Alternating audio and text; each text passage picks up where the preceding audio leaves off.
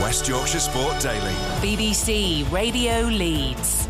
Good evening, welcome along West Yorkshire Sport Daily, BBC Radio Leeds, and tonight it is all about the town. I'm Jonathan Buchan. Over the next hour we'll be talking all things Huddersfield Town. It is our monthly Huddersfield Town special. To do that we have three people here in the studio whose voices you might already know if you're a listener to their podcast. There isn't a thing about town that these guys between them don't know from over the years.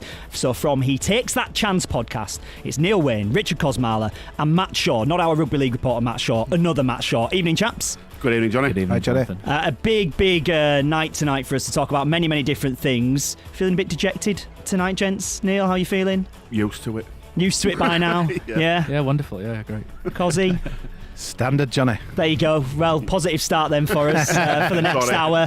We would love to hear your thoughts as well tonight, not just about the chaps here in the studio, but if you agree with them, if you disagree with them, if you're as negative or positive as they might be feeling tonight, text 81333, tweet at WYS Daily. Also this hour we'll hear from Jan Sievert as well. Following last night's game, we'll also talk to Andrew Gale, the Yorkshire first team coach, who is of course a Huddersfield Town fan too. So stay with us, join the conversation on West Yorkshire Sport Daily. We're with you until 7 o'clock. West Yorkshire Sport with Jonathan Buchan. BBC Radio Leeds. Welcome along. It is West Yorkshire Sport Daily on BBC Radio Leeds. Joined in the studio by Richard, by Matt, by Neil as well from He Takes That Chance podcast. Huddersfield Town fans, many of you will listen to them probably on your commutes and the likes as well.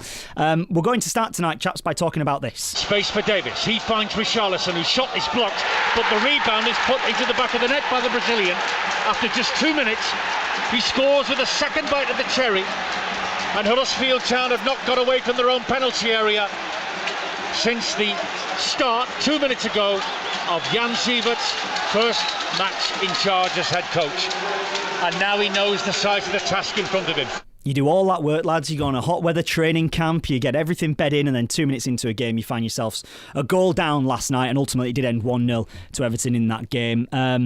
How did you all assess it last night? Let's start with yourself, Neil. How did you assess it last night, and what did you make to what happened so early on as well in that game? It just kills you, doesn't it? There was a bit of a buzz before the game, a little sort of, new manager in. Everyone's got that, a bit of excitement. They've had a 4-day training camp. They've talked about how they're going to do various things to improve attacking play and whatever else. And I actually joked to my dad, and I just said, classic Town, this will probably 1-0 down inside 2 minutes. So with 2 minutes, 10 seconds. They can't blame me for that, can they? Should have had a bet on it. But same old story, Johnny. As soon as we went 1-0 down, you pretty much know they're done. There's no way back because we just don't create anywhere near enough. And the only time it looked like changing were obviously brought Aaron Moy back on for the last half hour. Matt? Yeah, I concur with that completely. Going 1-0 down so early there was a little bit of a vibe that we've not had for a short while down there, and the goal so early, and it was a bit of a slack goal as well, wasn't it? Richarlison's loosely marked, we'll say, and he's had 2 bites of it there, and it kind of knocked us for 6 because, as Neil says, we've got a really poor record of coming back from 1 down. I think, is it twice that we've come back from a goal behind? Yeah. So essentially... But never won from a goal behind. No. So it's only in the Championship, wasn't it, against Nottingham Forest? Never in the Premier League, yeah. So essentially it's like you go out and it's first goal wins, isn't it? Almost. Yeah. So it's... but there's still that hope, isn't there? There's a new guy there. You're looking to see how he changes it, what he does, how he utilises his options on the bench as well. And it's going to take more than 6 days for him to turn this around. That's all. So you can't pin anything specifically on the new manager. He's had 6 days to work with them. They're in a rut. There's no two ways about it. And he's going to take a little bit of time. So, for me, he gets a lot of patience. Were you disappointed there wasn't a bit of a fight back last night, Kosi, then, because of the fact it was a new manager and because you did have that little bit of a positive feeling around ahead of the game because of that? Not really, Johnny. I thought coming in, he's got the same players to work with that King David Wagner couldn't change, so why would it be any different? Frustration for me talking to some Everton fans in the town centre. They weren't up for the game. They were gutted about losing to Millwall. They said we'd have a good chance of, kind of knocking them over. And disastrous start. The last thing we want to do is, kind of give a team a goal start. As Matt said, we never come back from that. But there was no instant reaction. So disappointing, but just kind of resignation to our fate, and kind of the atmosphere just faded away. The night faded away, and simple way of winning money, I think. Isn't it? That's even more though, isn't it? Disappointing to me that you've got a new manager. It's his first game in charge. Yeah, okay, you go a goal down after 2 minutes. That happens in some games, but teams come back from that on a fairly regular basis. You would say that there wasn't that reaction. That there wasn't, the players didn't rally. The players didn't then get themselves back up and going. Especially when you've got a new man. It's his first game in charge. Surely you'd want to see a little bit more of that, wouldn't you, from the players? They looked completely resigned to it. As soon as it went 1-0 down, you could almost see the body language slump. And it were, almost looking, get me off here, get me out of here. Nobody wanted the ball, nobody tried to take control of it. There were nobody driving them forward. There's a massive lack of leaders in that team. And I think it's the ideal chance, like last night, not to pick on particular players too brutally, but you've got Flo playing at right back, who is arguably the worst of the 3 right backs that we've got. Tommy Smith, club captain, when you're needing somebody to sort of get people amongst people and get people rallied. Tommy Smith's the one that you'd look to, and he's not there. And then further than that, you've only got Johnny Ogg, who just sort of lost in the middle there. It was just a shambles, to be honest. It's just really, really deflating. That's the best way I can put it. I thought Everton were terrible. I thought they were there. They were absolutely there. They were there for the taking, and I think what worried me most of all, Johnny, and that's things that you'd think with the first game of a new manager you'd see different, but I saw guys bottling tackles. Now, shall we call players out? I don't think it's not my style, but there was stuff. Kurt Zuma were going in for. There was them kind of balls where you're thinking who's going to get there first. Johnny Ogg's going to give you everything, but there were other guys shirking for whatever reason. That worries me. Does that because we've accepted a lack of quality for some time, but when we're not seeing kind of that going in, and it just felt like if you fast forward to next season, cold Tuesday night, against whoever we're playing next season, I want to see a bit of fight, and not to see that. The team spirit is the complete foundation of everything that we've built over the last 2 years, and it's evident that that's evaporating quickly over the last 2 months. It's gone. I don't think it's evaporating. I'm clinging onto it slightly, I'm clinging onto it. But you think there's a little bit left? Potentially, hopefully. And that's why we can't judge new manager too quickly, because he's coming on back of, we lost 9-10 on bounce. We've looked awful. Is probably the kindest way to put it. We've looked lack of fight. I think so. It's hard to pin that on him too early. I think that it's scary for me, Neil. I think when they made a big bid, big thing about when we signed all these players at the start, there were a lot of captains in their own teams in Germany. So you're saying we need leaders. There are leaders there, but they're not leading on the pitch. And is that confidence that part of you thinks that we've that far away because we've lost so many games by 1 goal, like again last night. But then part of you thinks, do we have to rip it all up? And suppose we'll come on to that later. But yeah, I keep changing by the game, to be honest. That's all they need, though, is that 1 goal. That's part of the main issue, really. But the continuity has been a big factor of it. We'll come on, as you mentioned, Kosi, later in the hour. We'll talk about what next for the town, where it's going, what the long-term future might hold for the club. But that continuity is something that they have focused on with the appointment of Jan Siver, isn't it? They want some form of continuity under what David Wagner did, not to rip it all up. Briefly, because we've got to get to the travel in a moment, is that the right way that the club should be going, to keep a little bit of that continuity going, but hopefully with a bit more of a more attacking mindset? Do you think that's right? Do you think that is what they've done? I think the attacking mindset, Johnny, comes with the players that he's got available. He needs the correct players available to attack, and I don't think David Wagner had that. But yes, continuity is good. The identity of the football club, it's good to see that it's not been thrown out with David Wagner leaving, and it's important that gets carried on. If you want to text us or tweet us, then do get in touch. 81333 is the text message number. Put WYS at the front of it. You can drop us a tweet as well if you want to, at WYS Daily. Let me just read out a text that's come in to us here. We'll have the travel next. This one comes in saying, well, nothing changes with the new manager. No drive, pace or desire to win the game last night for Huddersfield Town. Mind-numbingly frustrating to say the least. We're doomed now, end of. But at least we've bought a striker who I'd start on Saturday, as we've nothing to lose. So get out those current strikers. They're simply not good enough. The defeat was not too hard to take. It was a lack of any kind of change in style or formation from Wagner's final boring games. Let's hope for a dramatic improvement. See you in the Championship. Up the town, says Nick in New Mill. Thank you very much for your text this evening, Nick. If you want to get in touch, 81333, send us a text or tweet at WYS Daily. West Yorkshire Sport Daily, BBC Radio Leeds. It's our Huddersfield Town special. I've got Neil, Matt and Richard who are in the studio from He Takes That Chance podcast, who are all Terriers fans. I said to you guys just whilst the travel was on there, I'm going to play Jan Siver next for anybody who might not have heard it after the game last night. And Neil, you said I've purposely not listened to this. Yeah. Why is that then? Why have you purposely not listened to it? You've done me again here, haven't you, Johnny? I just didn't want to listen to it last night. As soon as I got out of the ground, I went to get in the car and go home and have a cup of tea and sort of try and, not go in and kick cat and just calm down a bit, really. I was just well, not even calm down. I wasn't mad. I was just sort of fed up. Disillusioned. Yeah. So I didn't want, and I don't want to judge him. He needs a fair chance, and I would have judged him last night. Well, there you go. Then you get a chance to judge him now, because we can hear from Jan Siver after last night's loss to Everton. He spoke with Paul Ogden and gave his reaction to the performance and the result. First of all, I'm disappointed, but also very proud. We couldn't have a worse start, but how we come back really impressed me. Just after having 7 days together with my lads, we created chances, we had possibilities, and to be totally honest, I think there was a fantastic performance by Pickford, and now I definitely know why he's number one of the England goalkeepers. Yeah, you certainly put him under pressure. Kachunga, the free kick by Aaron Moy, probably Huddersfield Town's best moments. But in and around those promising moments, Jan, there is a lot for you to fix, is there not? Yeah, definitely, and I knew that.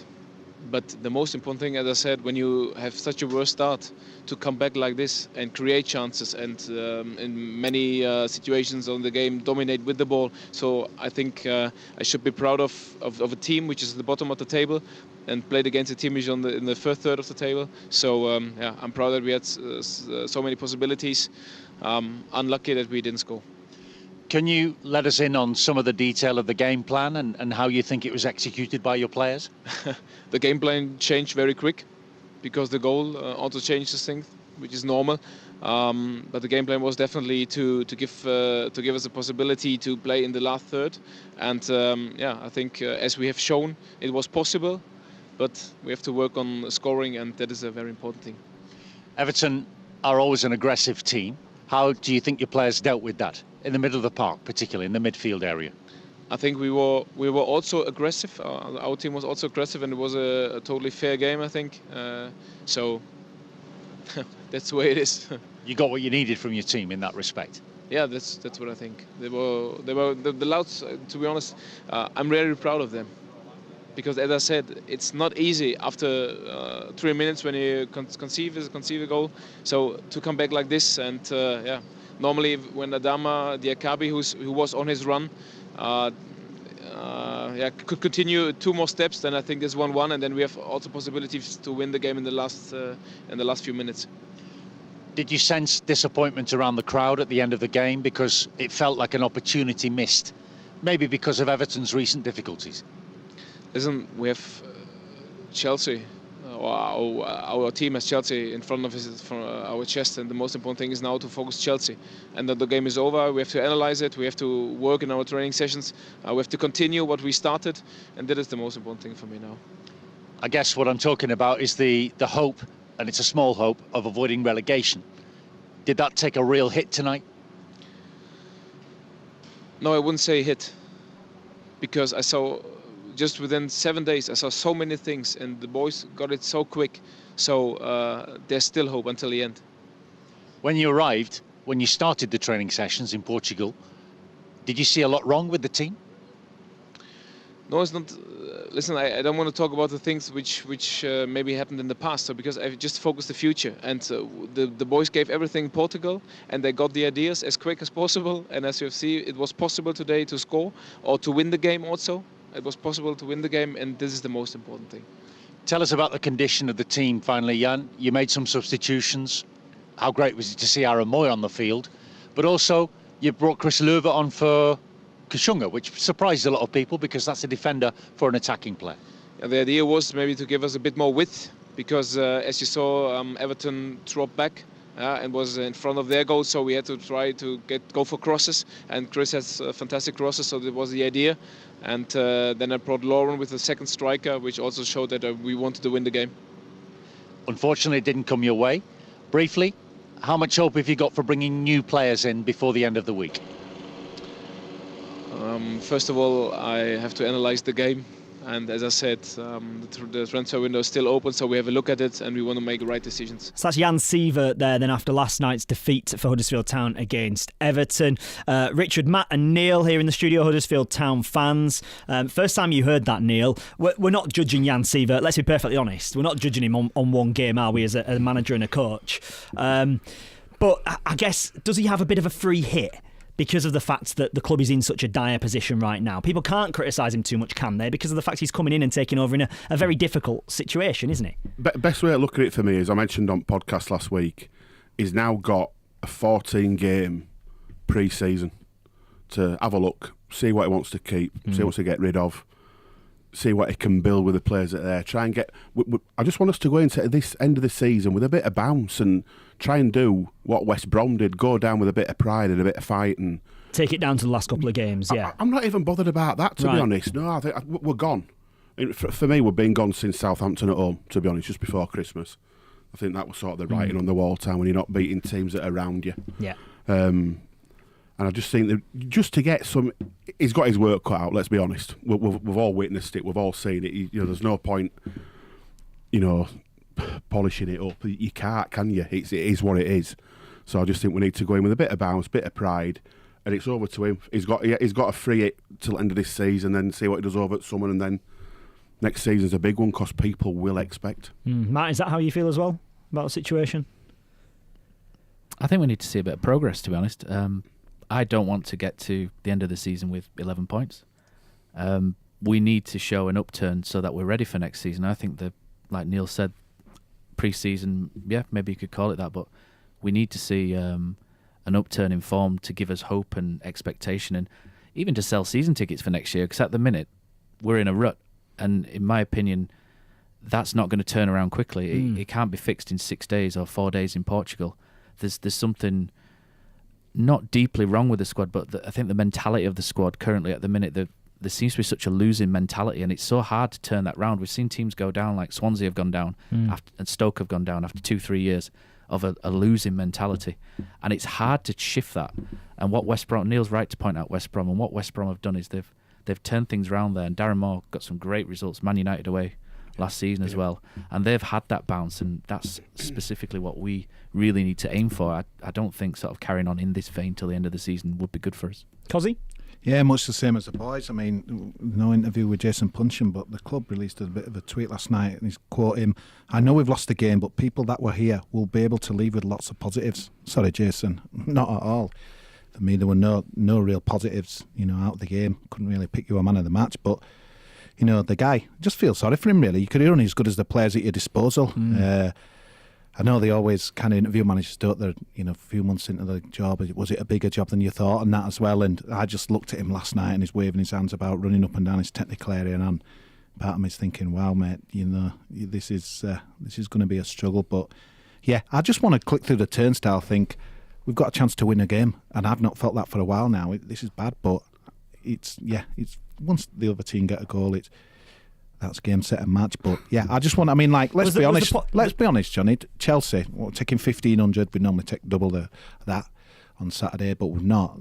Does anyone believe that we can win in a fan base? Because never mind us, the players didn't. I don't think they believe that they can win, and that's what it's me. How do you get that belief back? It's such a tough job. And Neil mentioned just off there that I think we need a couple of bodies in, before the window. I know we've got Grant in, but we need something though, because if we're going in with that and an inexperienced striker, it could be a long end to the season. We've got to give him, Neil Gaffer, a fighting chance to try and swap a little bit and try and get a bit of bounce. And if this Grant lad, chuck him straight in. There's nothing to lose. He's had a great half season at Charlton.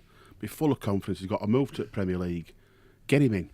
Just get him in. Absolutely nothing to lose. Give him what else do you want doing before the window shuts tomorrow night at 11 o'clock? Because there are two trains of thought right now, aren't there? If you spend some money now and you take a bit of a gamble, I'm not going to do this by the sounds of things, but you take a bit of a gamble, try to get some players in to try and keep you up, then you're spending money, but you might be throwing money away as well. It's too late for that. You do what they're kind of doing and bringing in players and looking to the future and hoping that they'll have an impact a little bit now, but then also probably a bigger impact next season. That's probably the way they're looking at it, you would have thought. So you wouldn't expect a huge amount, would you, tomorrow? No, I think a lot of our summer signings were like that as well. I think we were shopping in a completely different market in the summer, and a lot of the players that we brought in the summer maybe could have a bigger impact next season. We're looking at, and Benza if he stays, Diakabi, Bacuna, etc. So from now to the end of the window, it's a tough one, because do loans make any difference? We're 11 points cut away from Southampton. Is a loan or two till the end of the season going to be? Is there going to be much point? Because they might not be here next year. With a carrot to get a contract for next season in Championship. That's what I'd be looking for. Maybe people who are coming up to end of a contract. They're not going to play at the club that they're at now. They're guaranteed to come and get 13, 14 games at town like a Buchan, yeah. And just throw them in. We just need to give Seaver some bodies, because you can see the ones that are there now, they are on the floor. Yeah. And they just need a bit of a lift of 2 or 3 new faces on there. And it's like kids in a bench job. I mean, Buchan, there's another one who just looks raw. He might be a good player in 2-3 seasons' time, but he's nowhere level for a Premier League. He just showed with Moy last night to me, 50% fit, 75% fit, whatever. But he didn't create a right lot, but he just looked a cut above anything in a blue and white shirt. He's comfortably our best player, and I think it's scary. I think we've all got to resign ourselves to the fact that these last few games are going to see Aaron Moy and Huddersfield It's so Town. frustrating though, Neil. We knew, but the Burnley game was on January the 2nd. Yeah, you could argue you said Southampton, I agree with you, maybe Fulham, what have you, but we were still, big games to come, Burnley home, Cardiff away. Why wasn't a striker not there? I know, we've known for months we needed a striker. Why is he just rocked up today? 30th of January, it makes me so mad. It wasn't breaking news on January 1st that we needed a striker. Dean said we don't want to go down,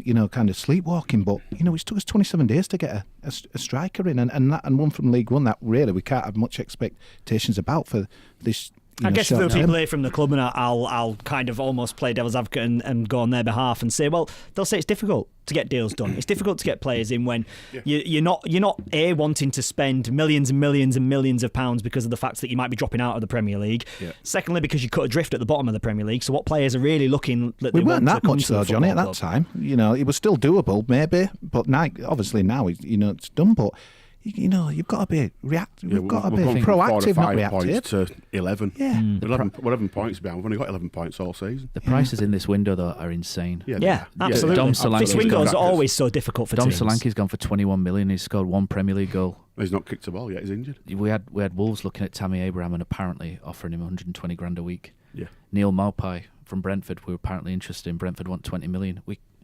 It's a very difficult. It's bonkers. It's just very difficult. And it's bonkers. And if we're being realistic, this Grant lad that we've got in from Charlton, that's with an eye on next season, clearly. And I ain't got an issue with that. If you can get the player in now and get him, like I say, 14, 15 game pre-season for me, so if you can get him in and bed him in, get him all the house stuff and all the stuff off the pitch that you don't see, get that done now, and then he can focus really, properly pre-season. West Yorkshire Sport Daily, BBC Radio Leeds. It's our Huddersfield Town monthly special. We've got the lads in the studio here from He Takes That Chance podcast. Drop us a tweet at WYS Daily or send us a text. I'll read through some of those a little bit later on in the hour as well. We'll speak to Andrew Gale very shortly indeed. He'll give us his take on Huddersfield Town at the moment in time as well. Great lineup tomorrow night then from 6 o'clock right here on BBC Radio Leeds. Just gone 6:30. It's our Huddersfield Town special on West Yorkshire Sport Daily with the chaps here in the studio from He Takes That Chance podcast. We've got Richard, we've got Matt, we've got Neil as well. And joining us on the line now is a man who is a big Huddersfield Town fan, but he probably has to miss the back end of each season and the start of each season as well, because he's got his own events to worry about with Yorkshire. It's Yorkshire's first team coach, Andrew Gale. Evening. Evening, guys. How are you feeling then about things with Town at the moment, Gailey? We'll come on to the cricket maybe a little bit later, but how are you feeling about Town at the moment on the back of last night's defeat? I mean, I couldn't be there last night. I'm down south doing a coaching course at the minute, but I think I'm probably feeling like a lot of Town fans a bit flat at the minute.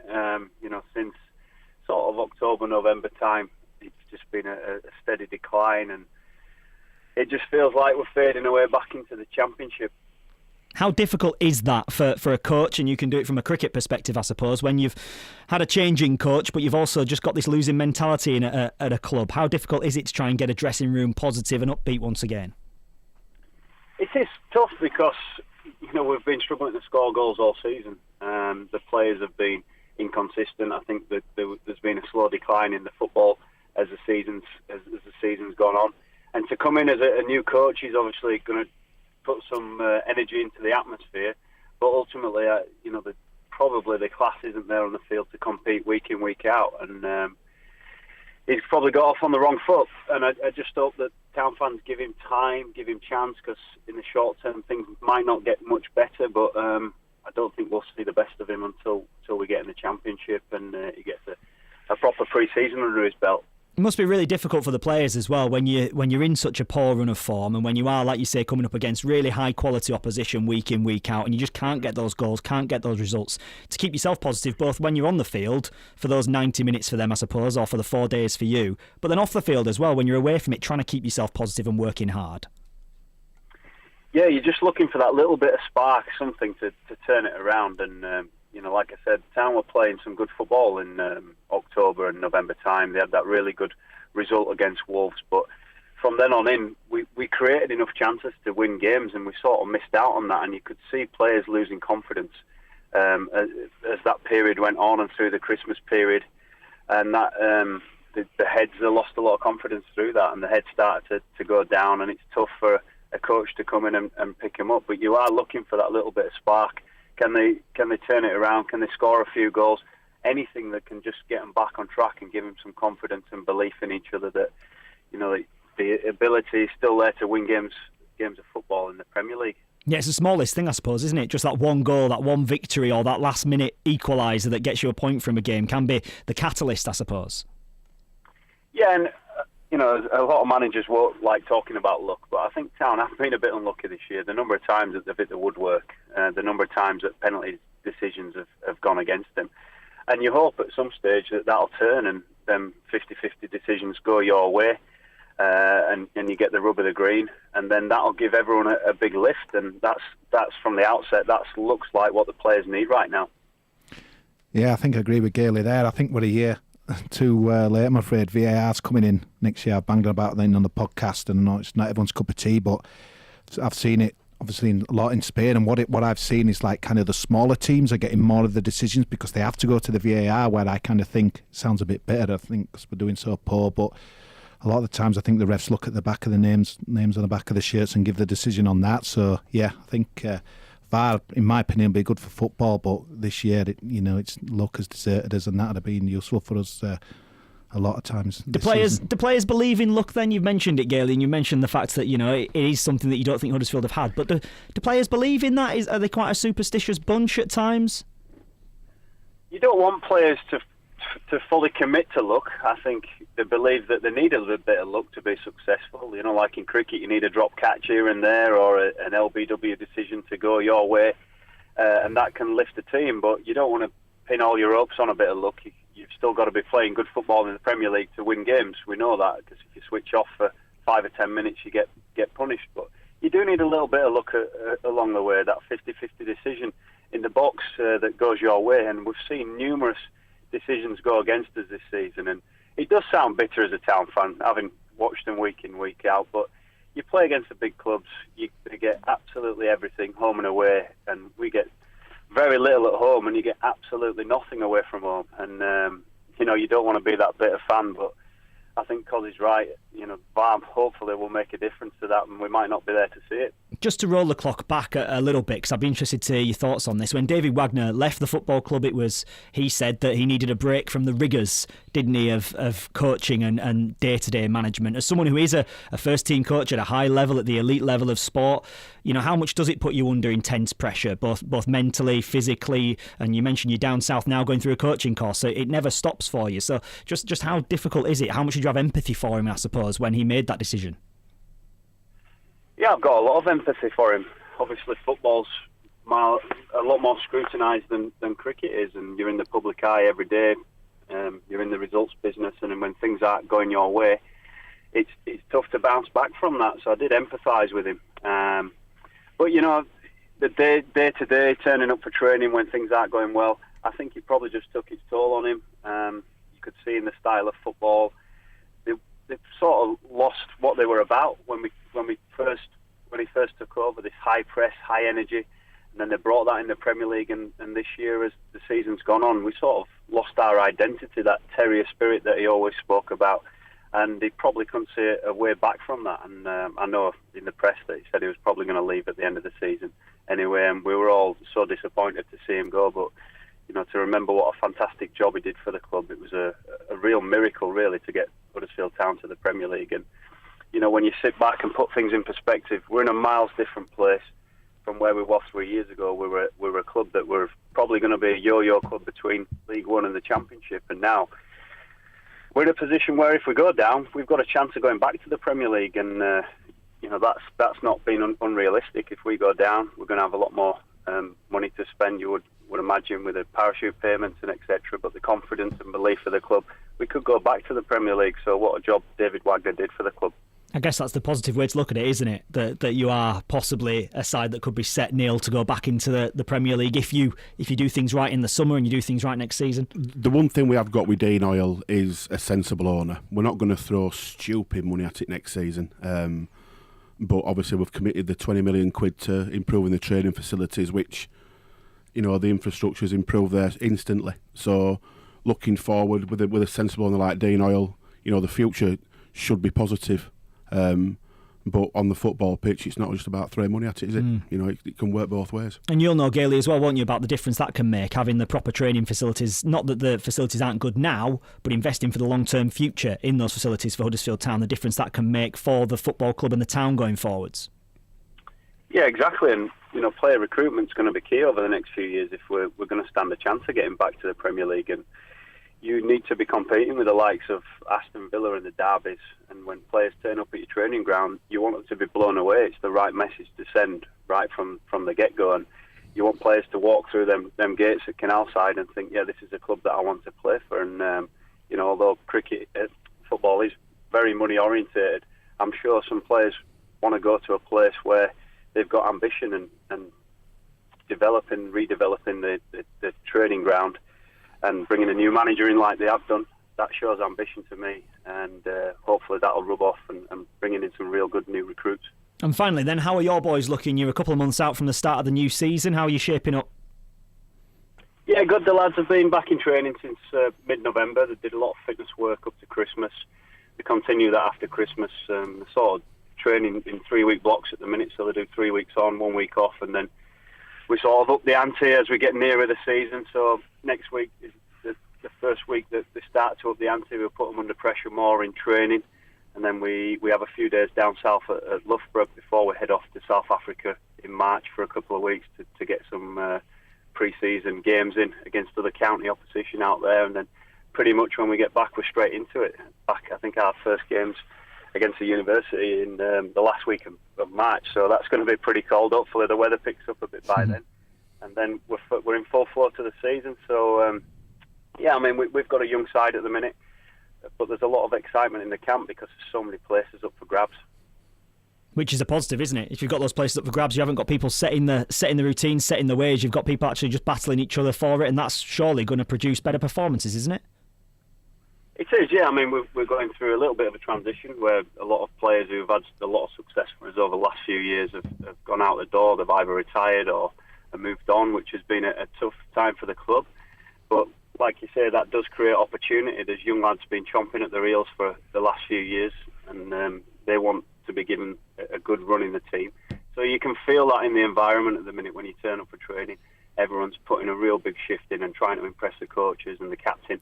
They want to be in that first game, first team of the season to prove that they can do it. Good stuff, Gailey. We really appreciate you joining us. We'll speak to you before the season starts. Thanks, boys.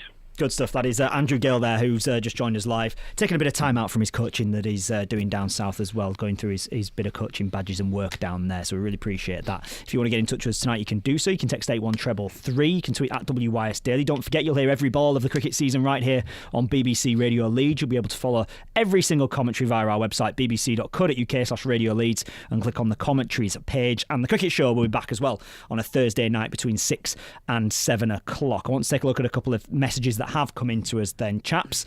Let's start with this one that comes in here saying, what did the Everton manager say to his players last night? His team were poor, lacks confidence, lost to Millwall. He has no strikers either. He would have said to them, get an early goal. Town whistle in Portugal, if you ask me. We stood on and watched. After that, I've not seen as much cheating by a Premier League side at all. Cynical fouls, says Neil in Keighley. And this one comes in to us here from Rob in Bursell, and I'll edit this one a little bit. It says, great to see Grant and welcome to Huddersfield Town. Any chance we can get rid of Diakabi? This one says, welcome back to Moy last night, though can't get over not playing Pritchard. Hope we get another striker in before the window shuts. Same stuff, different guy, says Rob in Bursell. Diakabi, I was told not to mention the name Diakabi by the lad sat opposite me here, but I will do. This is one for Neil. Yeah, we will speak to Neil about Diakabi very shortly indeed here on BBC Radio Leeds. We'll also take a little bit of a look ahead to what might the long-term future hold for Huddersfield Town. So if you want to share your thoughts on that as well, you can do so. Simply drop us a text or send us a tweet. West Yorkshire Sport Daily with you for another 15 minutes on BBC Radio Leeds. It is BBC Radio Leeds. It is our Huddersfield Town Monthly special on West Yorkshire Sport Daily with you until 7 o'clock. Then Emily Pilbeam is here with you after 7 this evening. So, dear Carby, Neil, I want to read out a couple of texts that have come in to us. This one comes in from Mick in Leicester. He says, the fans need to get off Dear Carby's back. Hoyle's policy is to buy young for the profit. The lure of the Premier League would entice any young player. He also says that Julian Winter's just as much to blame. He says, as Rebe, he should have walked as well, should Winter. That one comes in from Mick. This one says there's a problem from top to bottom. There has been for 10 weeks or so. And it goes on to say as well, the change should have been made weeks earlier. David Wagner had lost it, sorry, but that is true. That's from Andrew in Dubai. Dear Carby, didn't get rave reviews today when I spoke to Paul Ogden about his performance. So what's your take on Dear Carby? Can I judge from the fact you told me not to mention him, you're not a fan of his? Is that fair to say? Keep it clean, you're not on a podcast now. I can't press stop and edit. No, you can't. Say, Neil, I think he's done most of his talking in the kitchen rather than the football field. Yeah, he did actually. So I'll help you out, Neil.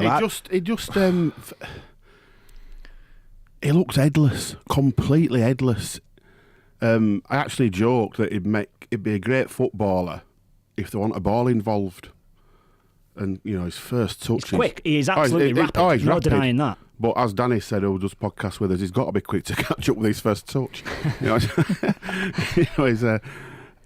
actually felt a bit sorry for the lad who tripped him last night and got sent off, because, a bit of a whopper getting sent off for doing that, to be honest. It's, no need. I had no faith, no hope that Dear Carby were going to finish that one-on-one whatsoever. And lads got sent off. But he did two things all game. He broke through, he got lads sent off, and then the one little trick he did down right hand side, and which actually made the chance for Kachunga, which was really good. It would have really. I want to give him benefit of doubt and say he meant it, so I will. Although I'm not sure. He'd be some player in the Championship, though, wouldn't he? If he could get his game together. If we're being really kind, he's raw. Yeah. And I'd hope that the manager will get into him in summer and, find a player in there. Somebody with that pace, if you could find a player in there, lethal. But combining the pace and the ball and a brain that's a difficult one. I think to be fair to him, that's as kind as I can be. He's a 21, 22-year-old lad in a foreign country, and it's difficult. He's probably come over by himself. There's in a team that's losing games week in, week out. The price tag, though, lads. The price tag's the issue for me. The price tag isn't his fault, is it? No, it's not. But that football's judgmental, isn't it? People look at. People look at the money we've spent and we've sold. Well, the problem is that's just it. There's no doubt in my mind that the wide men that we've got now are not as good as the ones that we let go. Got promoted with it. Yeah, they're incredible. So, do you think they would do a job in the Championship though? This is just it, Johnny. I was looking again. It's cliche time, but cold Tuesday night at XYZ, Luton, Portsmouth, or whatever it is.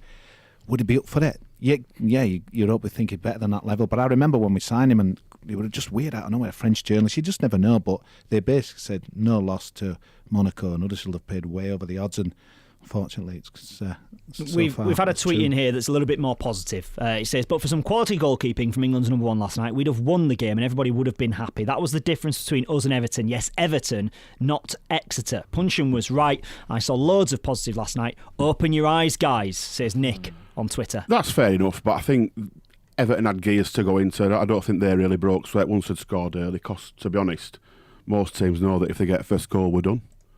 And, that might sound really harsh and really negative, but it's, you've just got to look back at the last 2 years on, when we come back from going a goal behind and it just doesn't happen. So, yeah, we might be classed as negative there, but I think, anybody that listens to the podcast will appreciate that we are realist and honest. I still say it. No one could have foreseen a couple of things. I'll still go on about this at the pod. November the 25th, we walked out of Wolves. We'd won. We were 14th. The week after, we won up against Brighton. Obviously, the rest is history, Mooney, etc., etc. If you'd have told me that we'd never win another game after that, I'd have been said, what planet are you on? Yeah. And then if you'd have told me at the end of last season when De Protas smashed through Rudiger, we'll go back there on Saturday, that this guy would never score a goal. It's February on Friday, and the other striker would score one. Both of them did well last season. I'd have said, what planet are you on? Yeah. Things you could never foresee, especially the latter. when people said to me we should have got another striker in, we sat on the pod and we were saying no, we couldn't have seen that. That's the one thing that kind of makes me a bit more chilled out about it. No one could have foreseen this amazing loss of form. He said as well there, he said, October, November, there were some really, really good performances. And I were banging drum on podcast saying, we're not as bad as these results are showing. We're a better side than this. And we said that week in, week out. We're coming away thinking, we deserve more from this, yeah. Yeah, we're a striker away from getting a point out of that or beating them. Because the defence, generally speaking, we've lost a lot of games by a goal. So that tells you where the issue is. And if you've only got to let one in to basically stop any kind of progress in a game, it's obvious what the problem is. The future's so difficult, though, because Sievert's going to... we know what it takes to get promoted in the Championship. The guys that are there now, your Lervers, your Adjanides and what have you, they know... Obviously, sorry, Adjanide wasn't there, but a lot of that, Schindler, the other ones, they know what it takes. Are they up for 46 games, going hammer and tongue, week in, week out? That's, for me, the big thing. Because someone like, for example, Christopher Schindler... postseason by his standards, a guy you'd want to keep around next season. But does he want to be around? It's okay, people probably shouting and say, well, they're under contract. They should be. You know what player power is now. Yeah. Does Laurent Depoto want to be there? A lot of people say, we don't want him to be there. He's out of contract. He's out of contracts. But yeah, for me, that is the key. We've got a nucleus of kind of building, but do these guys want to be there? For me, the one-on-ones, what the new manager kind of sees in the training, it's probably good that we have got this, like you say, mini pre-season so we can work it out. There's such a job thinking about it. I felt we went far away in some of them games like Gailey we mentioned October, November, but now I really don't know where we stand. It's a job and a half, and for a rookie coach, that's never really kind of managed in this country. It's a tough one. Atmosphere fell out of it last night after 2 minutes. After 2 minutes, which is going to be for any club. For any club, we spoke earlier about the Terrier spirit, didn't we? And the fact that maybe 18 months ago you'd have had going down early on in that game wouldn't have made much of a difference to the atmosphere. But last night made a huge one. Yeah. And even if we didn't get back and win or draw, you knew full well they were going to fight and fight and fight, and it's just not there. The fight has gone. We were never. Sorry, Johnny. We were never high scoring in the Championship, but goals win games. We've got to find a way of getting When you're the first goals. team to get promoted with a negative goal difference, was that right? Yeah. Even including the playoffs. Yeah, and it's a bit of a wonky start that, because we got absolutely stuffed 2 or 3 times. We won 20 odd games by a goal. We were the last team to genuinely push winning, the top 2. But winning's winning. I've said it time and time again. You take some of the most memorable games you have are 1-0 off someone's backside in the last couple of minutes of the most memorable games sometimes. And I want to read out this text that's coming 81333 just because it's got a fantastic analogy at the top. It says, we've turned up at the Ritz dressed for Harry Ramsden's, which I think is brilliant. It says, David Wagner has performed nearly as many miracles as Jesus at our club, and I'm not surprised that he's had enough. He wasn't given the tools to work with. We are where we are because of it. For some strange reason, we've let better players go than we've brought in. Why? Some of the team last night will get beasted in the Championship. Why was a striker not brought in the summer, says Nige in Wakey, which is kind of alluding to what you were mentioning a few moments ago, Kosi. The fact that some of these players might do it, some might not, but it's also about the fact that, unfortunately, you haven't really got the tools. And this is the thing is, we've got this recruitment right superbly over the years, obviously with it, Ross Wilson, Stuart Webber, it's not gone as well, kind of with Rebbe, if it is him that's recruiting, but there's only so many times you can, the law of averages says you can always not get, we can't do what Bournemouth do and just sign in Liverpool Castle for 19-20 million. We could do, but then we don't want to be in administration. So what does the club do in the summer then? Let's say now Huddersfield Town are relegated to the Championship, looking likely, but might not, but looking likely. What does the club do in the summer? What should be the plan in the summer? It's not always easy to achieve a plan if you've got to get rid of players who are on good money, and other teams might not want to pay that good money. But what does the club have to do in the summer, do you think, to make sure that next year can be a chance where they're at least fighting? I don't even think it's waiting for summer. I think the chance, it starts now. This is it. Like I said before, they've got a 14-game pre-season now, and the new gaffer can work out who he wants, who he doesn't want, and they can set the wheels in motion for players that they will be looking at. We do want to, get in. He must have ideas of, a few players he wants to bring in with him to play, so implement his style. And he needs to find out, like Kosi said, you've got to find out who's up for it. Who wants to go to Luton on a Tuesday night when it's absolutely bouncing down, the players with a character there now. We're going to be a bit of a target for some because we are coming out at Premier League. But what we don't want to do is fall into a Sunderland scenario. And it's, if we go down with a bit of a wimple like we are doing at the moment, that's a danger, because that that mentality can carry over. I don't think Dean Hoyle will let that happen for a minute, to be honest. But it's up to the players that are on the training pitch and the staff there. Matt, what do you reckon? For me, it's about infrastructure, Johnny.